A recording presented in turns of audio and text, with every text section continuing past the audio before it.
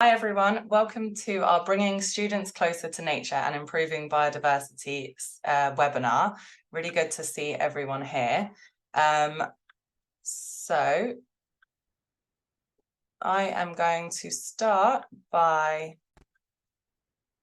introducing our speakers and telling you what we're going to be talking about today. So first off, it is me, Alison, telling you a little bit about Let's Go Zero. I'm a project officer. Then we're going to hand over to Dawn Carby, a Year 3 class teacher and a trauma-informed schools practitioner at Ysgol, Tycroes in Wales. And then finally, we will hand over to Mary Jackson, Head of Education and Communities at Learning Through Landscapes. So, I'm sure some of you know, but for those who don't, Let's Go Zero, we're a campaign uniting schools, colleges and nurseries across the UK to decarbonise by 2030.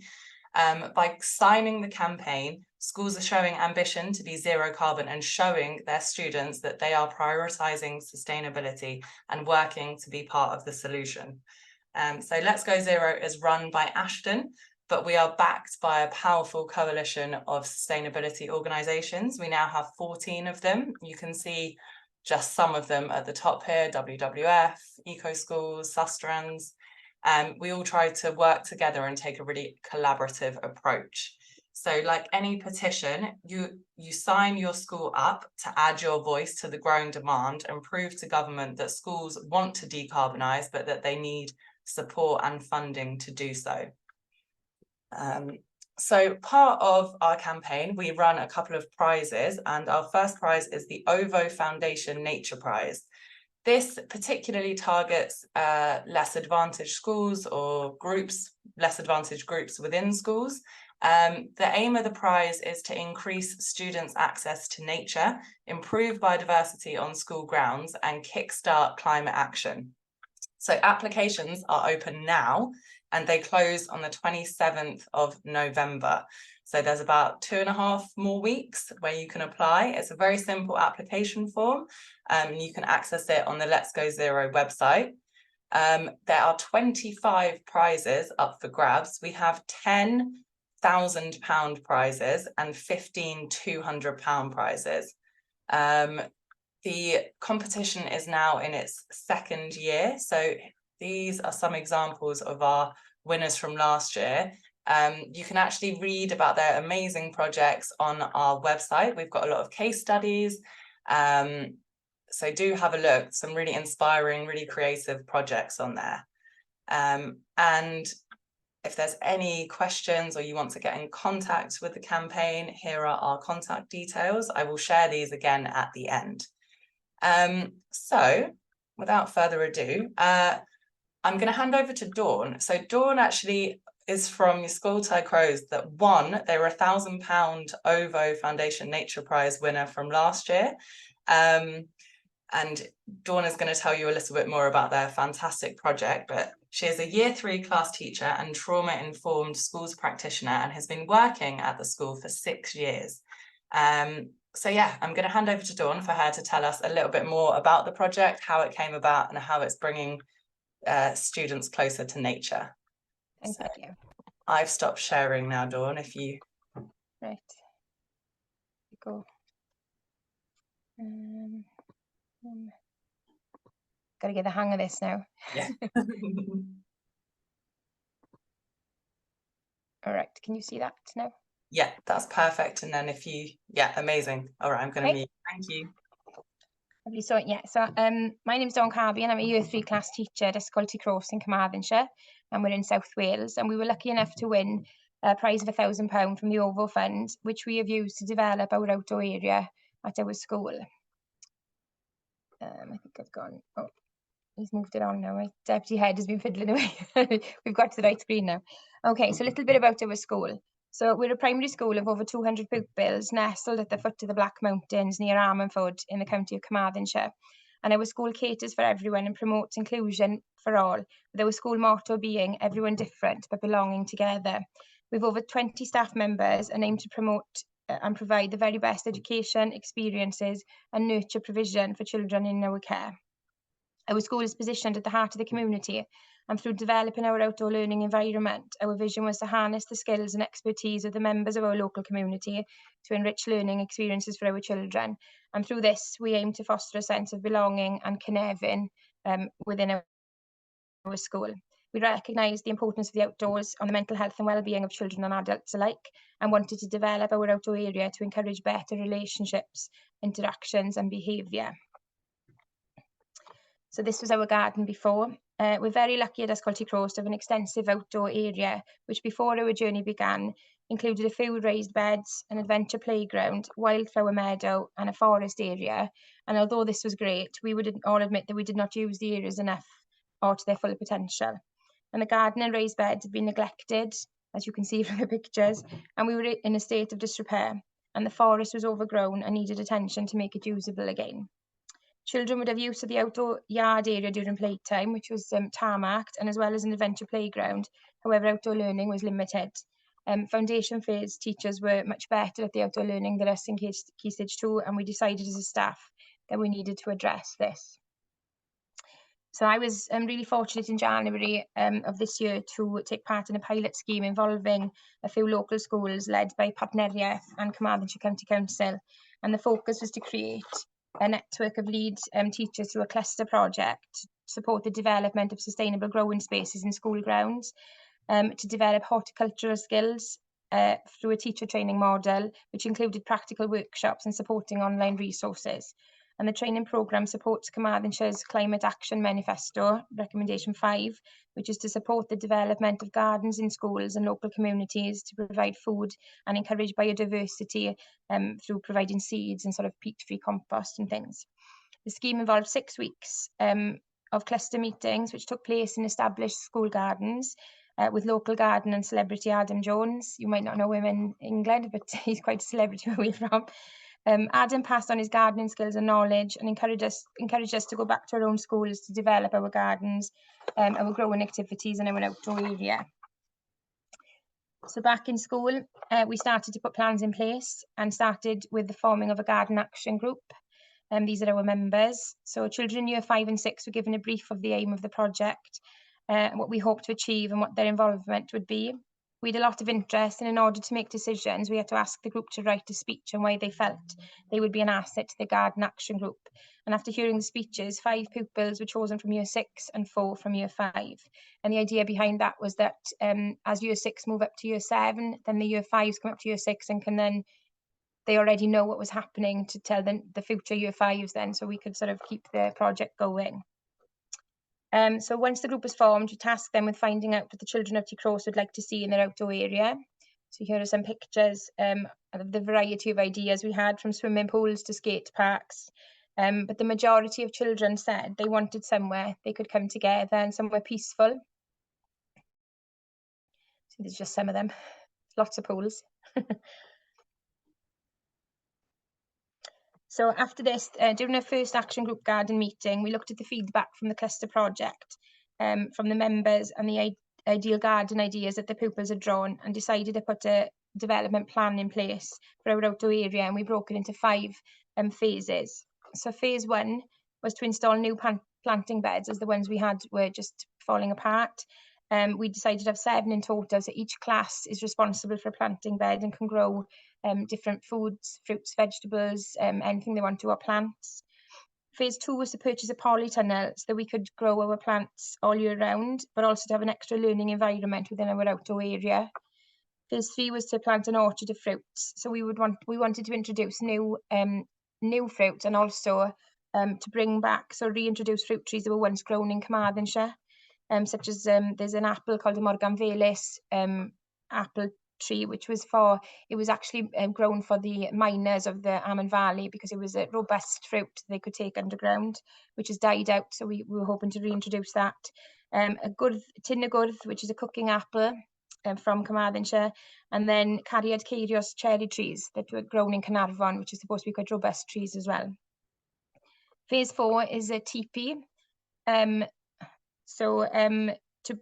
To introduce another learning area that we can use all year round, to be used for literacy lessons as well as health and well-being, and after school clubs, and a quiet area for children and staff to use. And then phase 5 was honeybee hives, where we're hoping to produce honey that we can use in school and sell to the community, and also to help the pollination of our crops in our garden. So with our funding, having created our development plan, we then set about costing each phase. So the children were involved in each of these areas. They knew exactly what they needed to look for, and they were able to go ahead and look for funding opportunities. They were surprised at the price that each phase of development that we wanted to do was going to cost, which made the project more realistic for them. And the group was tasked with looking for grants and funding opportunities that we would then apply. They would apply for, so they were part of the actual process. The application process was explained, and all the groups gave ideas on what they felt needed to be included in their applications to make them successful. And involving the children in each step gave them a sense of ownership, as well as encouraging numeracy and business skills. And this is where the OVO fund came in. So we applied for a fund. We were lucky to secure £1,000, which has helped us to complete phase 2 of our garden development. So we've purchased a 10-foot by 15-foot polytunnel. The final part of the build was taking place today because the weather's been against us all summer, unfortunately. But my dad, we've managed to get volunteers from the local men's shed. So my husband and I have started putting the polytunnel up, and then the older men who've got more experience with polytunnels have decided to come and join us today.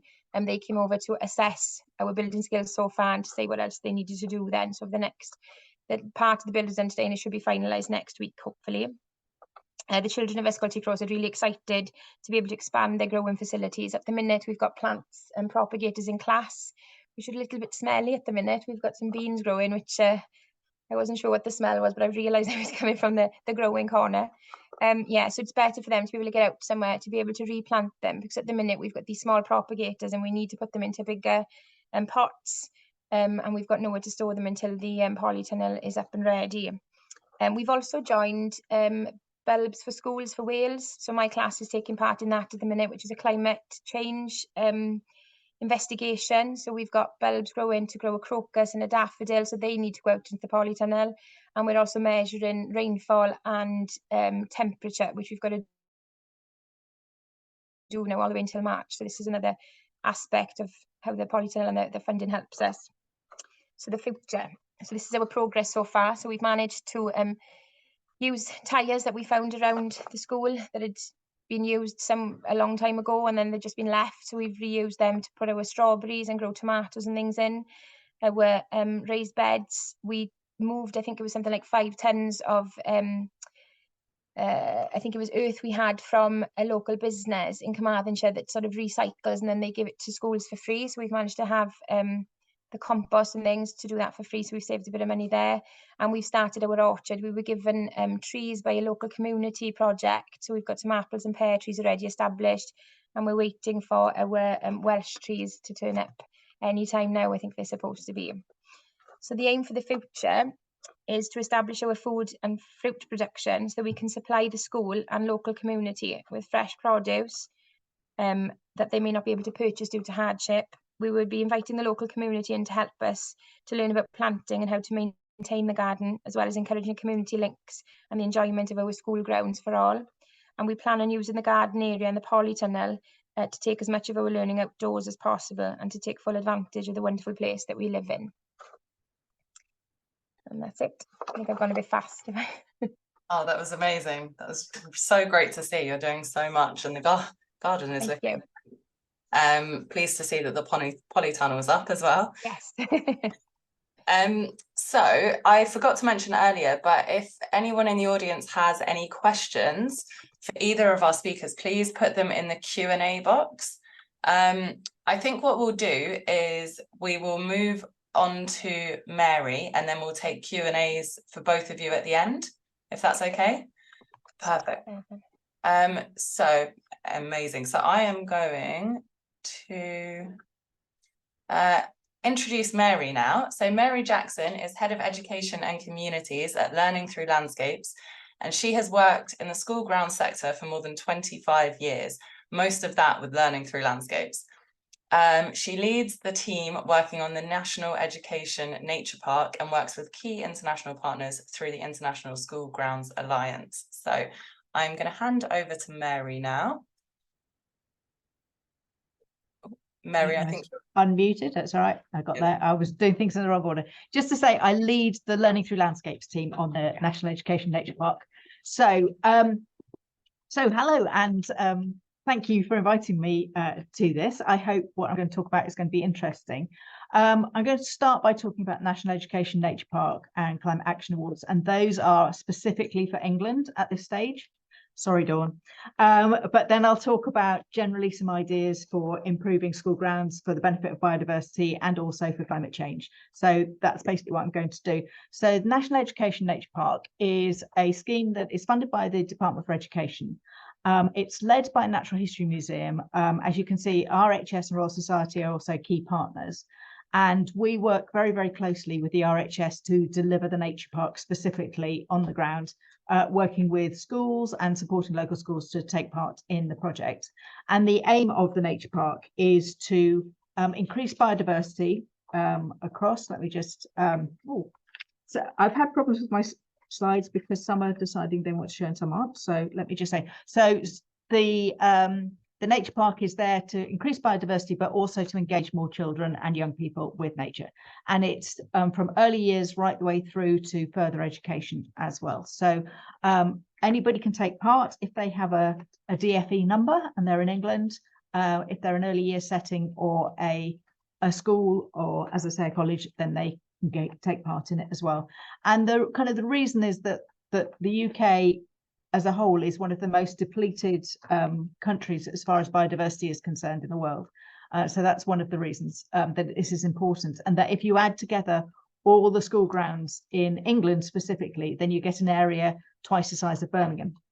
If you add in all the school grounds across the whole of UK, then you get an area about the size of Birmingham, Cardiff, Glasgow, and Belfast. So even bigger. So it's a lot of space in which to make a difference. So this is the Nature Park website. This is the homepage. What I'll do is I'll also put up a QR code to it at the end as well. So if you want to use the QR code, you can as well at the end. So this is what the homepage looks like. There's lots of things behind the scenes. There are two elements to this. This is the Nature Park that I'm particularly talking about, but there's an award scheme that starts in the new year that's all about climate awards, climate and sustainability, and it links with existing programs, things like Eco Schools and John Muir Awards and things like that. So if you're already doing things in your school grounds and you're already taking part with other award schemes, then don't worry, this will kind of all link and we'll kind of take that on board as well. So there's a few things that you can do to get started on the Nature Park. The Nature Park itself was launched on the 4th of October, and we started with a hidden nature challenge.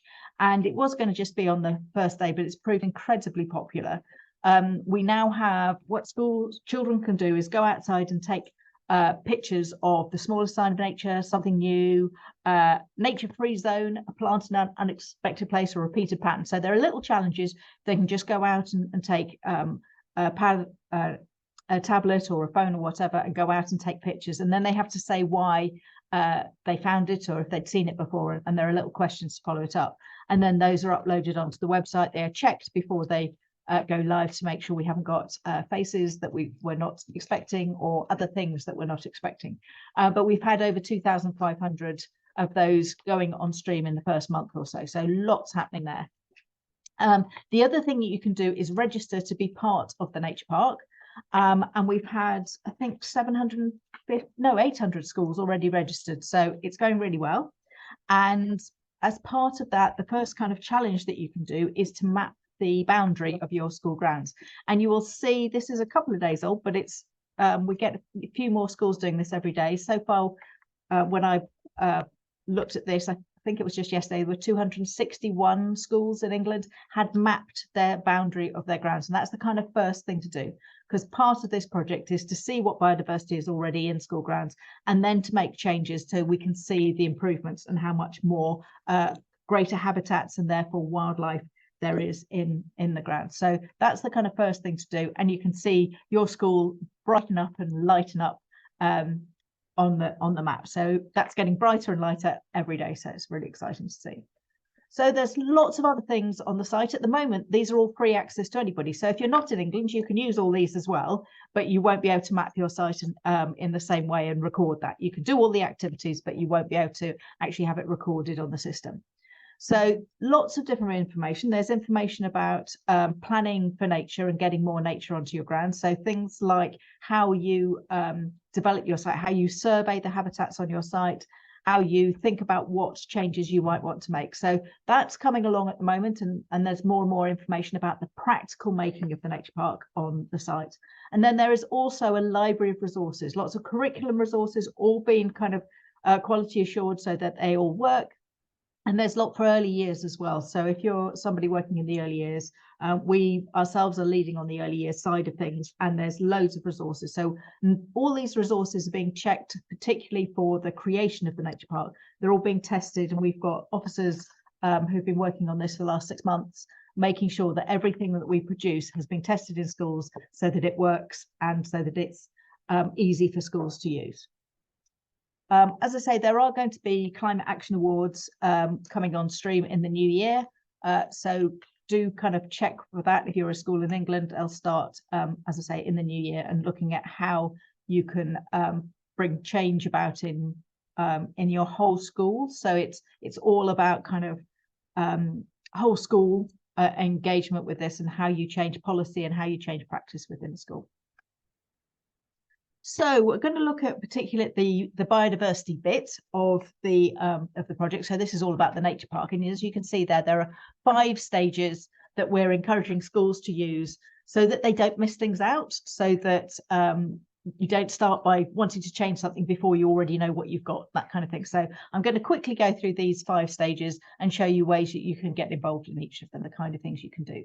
So the first one is recording that boundary of the site. That's the most important. And then engage your pupils with nature. We know the best way to get children and young people interested in a lifetime of being interested in nature is just to get them engaged with nature, playing in nature, just having fun and seeing what's there, rather than necessarily kind of the curriculum stuff, as it were. So that's the kind of first thing to do. And then it's looking at what you already have. So it's really important that you don't kind of think, oh, we'll have this new habitat somewhere where you may already have a good habitat. And so we don't want people kind of destroying one habitat just to create another. So the first thing is looking at what habitats they've already got. And we're particularly starting the whole project this year, we'll be focusing on grey to green. So we're starting on those spaces that don't have much nature already, so that don't have much biodiversity, so that we can make those changes. And it also means that every school can get involved, because even if you haven't got much green space, every school has a bit of grey space. So there's always something that you can do. So review what you're doing outside and celebrate something. If you're doing something well, you know, acknowledge that. Don't just think, oh, everything's bad. Think about what you're doing well. Are you doing good playtime? Are you already have a growing area? Do your staff take lessons outside? If you're doing any of those things, celebrate that. But it's also important that people have an opportunity to say how they feel about the space too. That really matters, and school grounds matter to children. It's their space. The indoor space is often seen as kind of the adult space. The outside space is often seen as more their domain, and they have a lot more ownership of it. So find out what they feel about the space and what they feel about different spaces within their site too. And the next stage is about identifying the opportunities. And we try not to focus on things you'd like to see in your grounds, such as a pond or a meadow. Instead, what we try and say, what would you like your pupils to see or do? What experiences do you want them to have? And that might be growing crops. It might be seeing more wildlife, for them to see more biodiversity in their grounds and to learn more about that biodiversity, and for them to have direct contact with nature. And then you can work out, right, what do we need to do? Making the decisions, what do we need to do to enable those things to happen? So before, we're not doing it. Why aren't we doing it? And that could be just about attitude change. It could be about CPD for staff, or it could be about physical change. So why aren't we doing what we're aiming to do now? And let's find the ways to do it. So this is the problem solving phase. What's going to make the difference? And if we want to see more wildlife, well, what habitats do we need in order to do that? So there's a big learning phase there from the pupils, finding out what habitats will increase the wildlife on their grounds, what kind of things they might not like to involve. Now, that could be crops and fruit trees and things like that, or it could be man-made habitats. It could be also the meadows. It could be the types of tree that you plant. So that's what we're looking at. One of the key things, whatever you do, think about who's going to maintain those changes. So often we've seen in school grounds, and I think Dawn, you know, looking at what has happened in your school, that those beds weren't maintained, it's probably nobody thought about who was going to look after them in the long term. So that's really important that you get that in there from the start, so that the new changes you've made are going to be sustained. And then you go about actually making those changes and getting the pupils involved at that point. We are very keen that pupils are involved all the way through this process. They are the ones that know the school grounds the best. They know them much better than the staff do. So they'll tell you where the cold bits are, where the places no one wants to go, and all those things. So make sure they're involved right the way through that process. And who can be involved in making those physical changes? Well, as you can see here, pupils definitely can. And that's one of the joys of school grounds. If you're thinking about climate change generally, you might be looking at things like solar panels on your roof and those kind of things, but the pupils can't actually go and do those. They can't actually install them, but they can plant the plants, they can plant the trees, they can create a meadow, they can do all those things, they can make a bug hotel. All those things are possible for them to do. Again, I said there, because it's so important, don't forget that maintenance. So the next stage, the fifth stage within the nature park process, is recording the change. And for us, that's really important, so that we can show the difference that's been made right across the country, right across England, so that we know what we've got now, we know what we're going to have in maybe 3, 4, 5 years' time, so that we can really see that the difference the pupils have made, and they can see what difference they've made. And that really makes a difference to their attitude as well. So celebrate those achievements, and then you go back to the beginning again, and you start that process all over again and think of the next stage. So I have to say, School Grounds Project is never done. There's always something else to do, which is great, because it means the next group of pupils will have something to do, and they'll be able to keep going and doing some things. So I'm going to just show a few ideas of things that you might do in your grounds, some examples of those changes. Whoops, sorry, excuse me, that's it. So you might just want to add some kind of man-made features. So that could be just introducing some very small areas of water. You don't necessarily have to have a pond. Ponds can be fantastic, but you might not have the space to do that, or be able to afford to do that at the start, but you can put a tray of water in, and that will help. You can create bug hotels. Lots of schools create bug hotels. You've got to think about, how do we maintain them? Because they will, if you're not careful, they can get disease and stuff like that. But for some schools, that's a learning process in itself, and you may want to see that change. It's all wildlife still, it's all natural processes. So some schools want to do that. So that's just something to think about. You can see there, big ponds, places for lots of different places for different sorts of creatures to live. And so that's part of the research your pupils should be doing. What do we want? And therefore, what different types of habitats do we need to include? So the next one is more if you want to create a garden. Now, these two areas are spaces, they are not in this country, but they are examples of asphalt being turned into something that is full of life and colour. Obviously, quite a lot of funding has been put into, especially the one on the left. But if you've got an area of that has had shrubs or something like that, a little barren area, you might want to think about the flowers, whether they're wildflowers and natives or whether they're exotics, and introduce those into your school grounds. And we've seen how raised beds, what they can do and how much benefit they are. There's so much learning within that, whether it's deciding, working out how big we want them, creating scale drawings to see where they might go on the school grounds. If you've got just tarmac grounds, don't worry, you can still put in raised beds.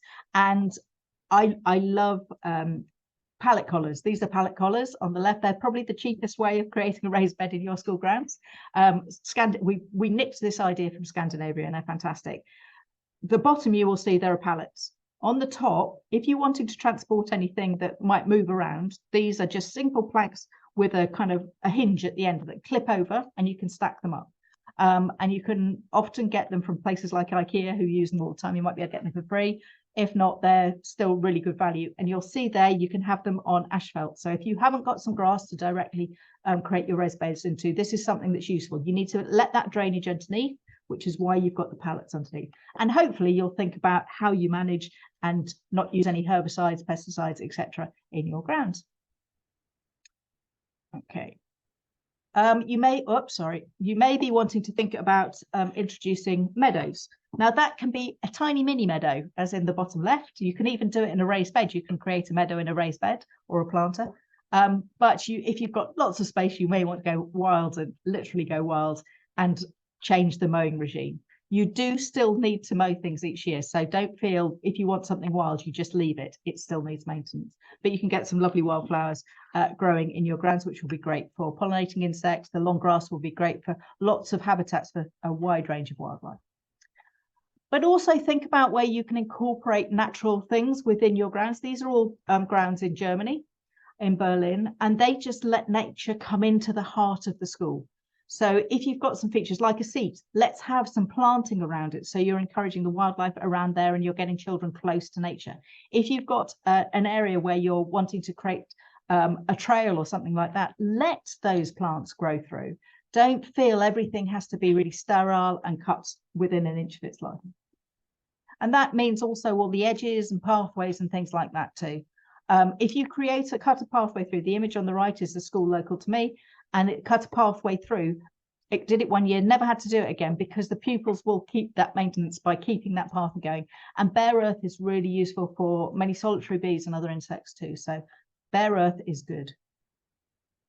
So just wanted to kind of talk about some of the other ways that kind of creating natural environments is good for climate change generally. It can look at, and if we look at this site, it kind of reflects all of those things. This is not expensive to do. Some of this is about mowing regimes. Some of it is about the choice of plants, but it's not expensive. But we know that school grounds, especially in the south, are going to get hotter and hotter. My colleagues in Scotland will tell they're going to get wetter and windier too. So we don't really know exactly what's going to happen. But if you're planting trees, letting grass grow long, all those things will help to keep the heat down. What we saw last year with where people had plastic grass and safety surfacing, the temperatures got up into the 90s. It's crazy. But if you have grass, you have shrubs, you have those kind of materials that can keep the temperatures right down, it can reduce the temperature significantly. Also, depending on how you plant, meadows, shrubs, trees can all help with carbon management across your site, as they can with water management, whether that is flood or drought. Permeable surfaces, really important to address those flood management. But if you've got drought, how do you irrigate areas? What species do you choose? We talked about biodiversity and ecosystems, so I won't go into that very much. But also planting around your grounds can affect the air quality, and that's not just outside, but also in your classrooms as well. So think about how you might use planting to help with that. And we also talk about learning, play and community being part of the impacts. It was lovely to see Dawn talking about that engagement of the wider community in with her school. So think about those things as well. And we have a project called Climate Ready School Grounds. It's on our website at the moment. And there are resources about going through basically the same process that I talked about before. This is very much the same steps, that it just doesn't have that record bit on the end that I spoke about before, and helping you think about how you might look at your grounds in response to climate change as a whole, looking at all those different aspects and all those different impacts. Just finally to say how you can get help from LTL, we have a newsletter that you can sign up totally free. But we also have membership that provides extra resources and extra access and discounts to training and things like that. Our website full of free resources and learning ideas, and play as well. Do look at those. We do run a number of projects. We've got a few projects running at the moment in different parts of the country where we work with a group of schools on a particular theme. At the moment, we have a grant scheme called Local School Nature Grant. We're in the process of hoping that we'll get it again next year, but we don't know at this stage. But the deadline for applications is the 10th of November. Tomorrow. So it's tomorrow. So if you're thinking of putting one in, the last deadline for the year is tomorrow. And that you get £500 worth of resources, but you also get training that goes with it. So that's really important, that part of it, you get some CPD. So we do CPD, we run conferences and speak at conferences and things. And we also come and do advisory visits on your school. If you're thinking about how do I start, where do I get going, what do I do with my school grounds, we can help with that too. So we can help with all those things. So thank you. On this last slide, that is our patron and one of our co-founding trustees. But that QR code is the link to the National Education Nature Park. So please, if you're in England, please do join us, do register and help us light up that map entirely green and bright and shiny. Thank you very much. Thank you, Mary. That was really interesting. So many good resources and tips for schools. We've had quite a few questions come in. There's just one question quickly from Mary. Learning, so the Nature Education Park is England only. Learning through landscapes, do you work? We're UK-wide. We're UK-wide. The local school nature grant is Great Britain only, so it doesn't include Northern Ireland, but we do work UK-wide. Okay, great, thank you. And we had a question for Dawn. Did you find any resistance to getting involved with the project from students or other teachers, and how did you get them re-engaged? Yeah, the students are really enthusiastic, but teachers not so much, because nobody really wants to get dirty. And the thought of children going outside and getting in the mud and then coming back into the classrooms was a little bit of an issue, but yeah, we've managed to get around it. Foundation phase teachers seem to be a lot better at this than Key Stage 2 do, because they like to be out more, and they've got the, we've got the wet weather gear, so we've purchased wet weather gear for Key Stage 2 now, so they're able to go out. And our Year 6 teacher is really good. He's plays guitar, so he takes his class over, and they go and they make poems or they make songs up over in the forest area, which is really lovely. Since it's been, we've had a lot of work done to it, so we can actually access it now. So yeah, there is resistance, but getting them to get round to it is once you show them and how the children enjoy and the different aspects of the curriculum they can get out of it. Just, you know, it's not just numeracy, it's literacy, it's health and well-being, there's science, that, you know, every single aspect of the curriculum is available in the outdoors. So yeah, you can talk them round. Right. Yeah. I think showing them that students enjoy it so much is just, that will win them round. Cool, thank you. So we've got a question for the Nature Education Park grant money. How or when do schools get this? We've had a comment saying I'm struggling to find information on this, but yeah, sorry. Okay, there are only, out of all the schools in England, there are about 1,200 schools who will receive the grants for the nature park. So these have been identified by the DFE. It's nothing to do with us, it's DFE criteria, and that's due to levelling up and access to nature. So those are the two factors that bring them together. You will have received an email from the DFE on the 4th of October. If you didn't open it, you'll have got another one on the 11th. So check your emails to see if you've got that. Also, if you Google grants, National Education Nature Park, grants for schools, National Education Park, you will go to the DFE website, and there is a list of all the schools that are eligible for the funding.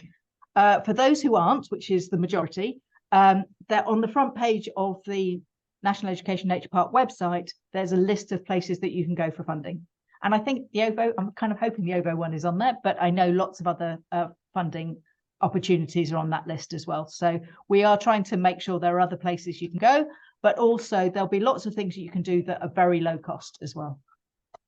Great, thank you. That's really helpful. Yeah, the DFE is signposting the OVO Foundation Nature Prize, which is really great. I saw a question earlier. So the OVO Nature Prize is not open to independent schools. That is because it specifically targets less advantaged schools and those, less advantaged schools. So that answers that question. We've had one question. I don't know who is best to answer this, but someone has asked, is there a DFE document that lists the benefits of learning in nature in terms of student outcomes?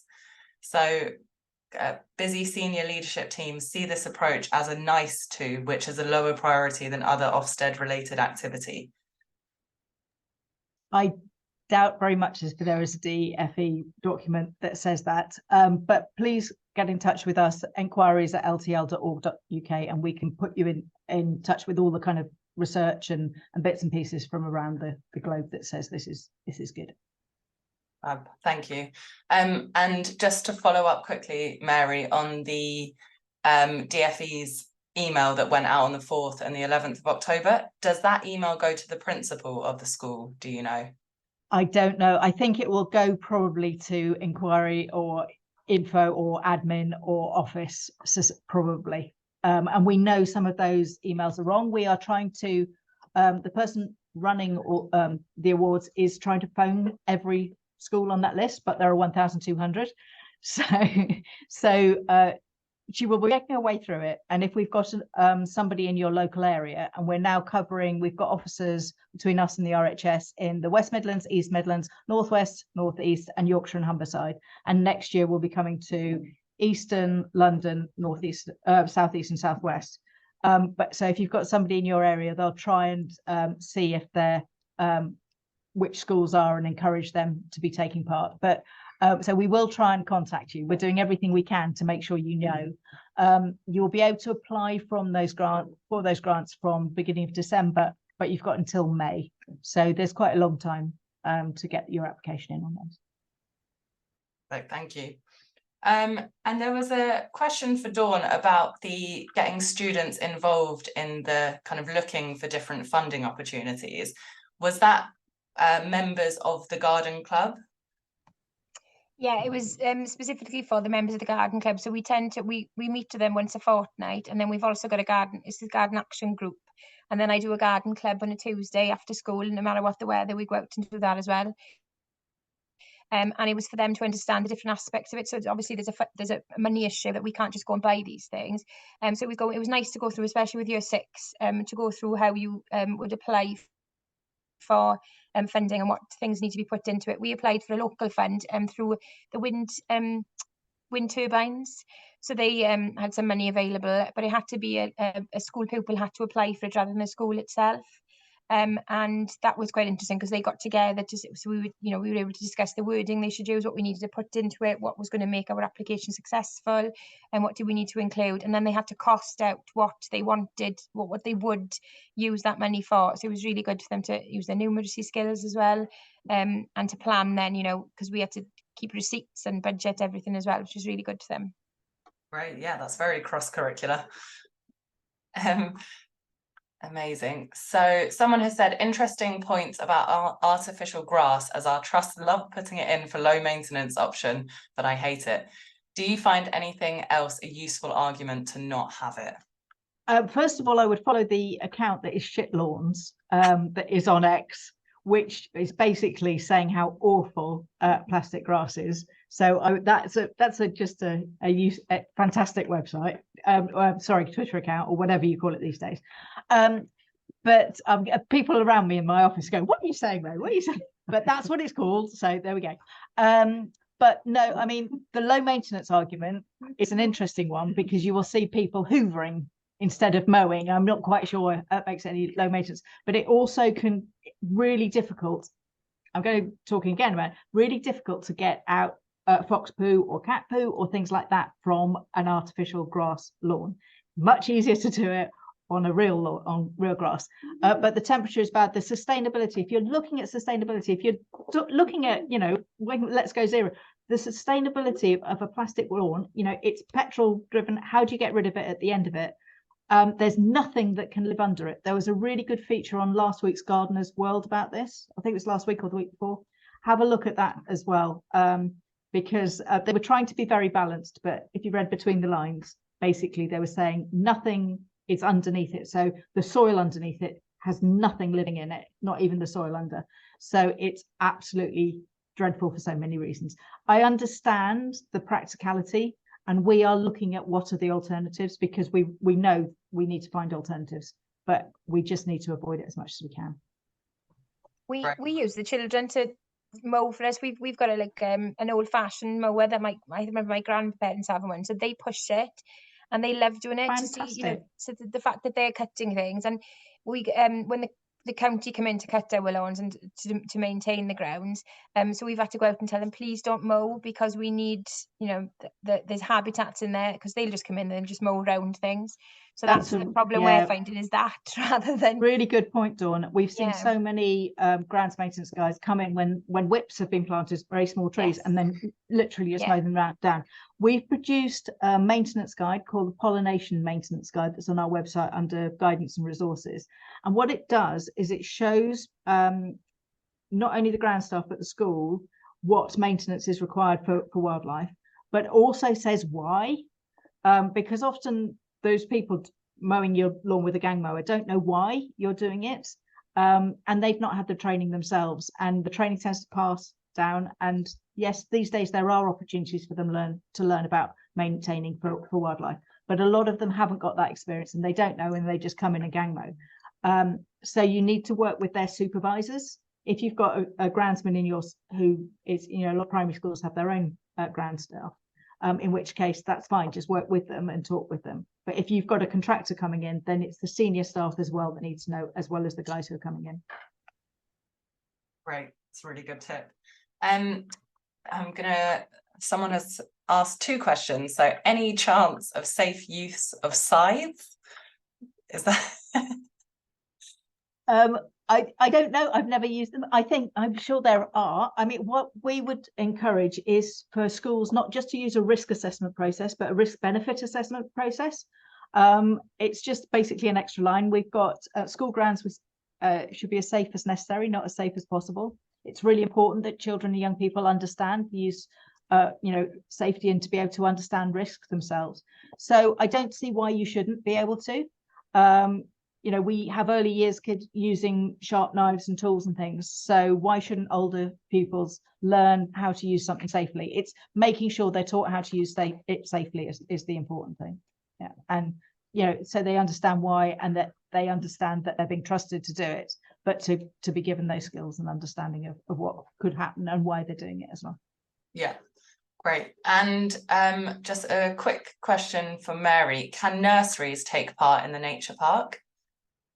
Everybody can take part. So even whatever you can use those resources to be, actually taking part, it depends. You need to have your own space that you own, that you can change, because what you can't do is, if you, for example, our local nursery is on the church hall site, it's owned by the church, and so they probably couldn't, because they don't have that ownership of the space. So any changes they make might be changed by the church needing it for something else. So that's the really kind of the criteria, is that you own a space or that you have a space that you have ownership of, if that makes sense, that you can make changes to, that will stay, and that somebody else won't suddenly can go, no, sorry, you can't do that, we'll do something else.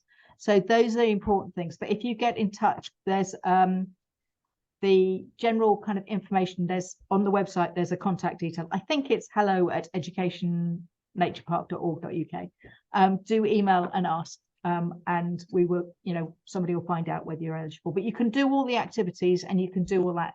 The only thing is whether you can actually kind of put your site on the map. Yep. Perfect. And just to say that when we upload this webinar onto the Let's Go Zero website, I will include links of everything talked about today. So there's a lot of requests coming in for various all the helpful things that you're mentioning. So they will be underneath the recording of the webinar. And I think we've got time for one more question. This last one is for Dawn. And someone has asked, knowing what you know now, what do you wish you could have done differently, if anything, from the start of your project?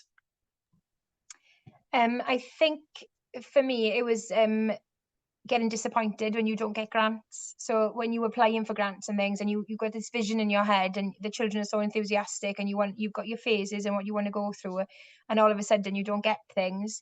And then it was sort of taking it personally, and then what could I have done better? I'd be a bit more relaxed about that.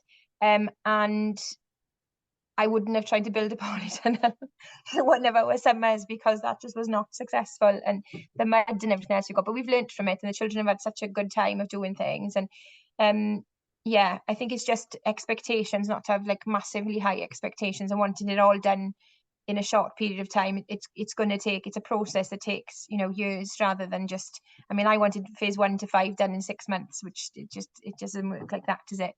But yeah, so just to trust in the process and go with it. Yeah, I think that's a really good tip. And also, being realistic in your aim, starting small, means that actually the project will last and have longevity, and people will keep interested. Thank you both so much. Some really nice feedback as well is coming in. As I say, we will upload this webinar in the next couple of days with all those links. and everyone who registered will get an email with the recording. So I'd just like to say thank you one more time to Mary and Dawn. Amazing presentations. I think everyone found that super useful. So thank you very much. I'm going to stop the recording now. So bye, everyone.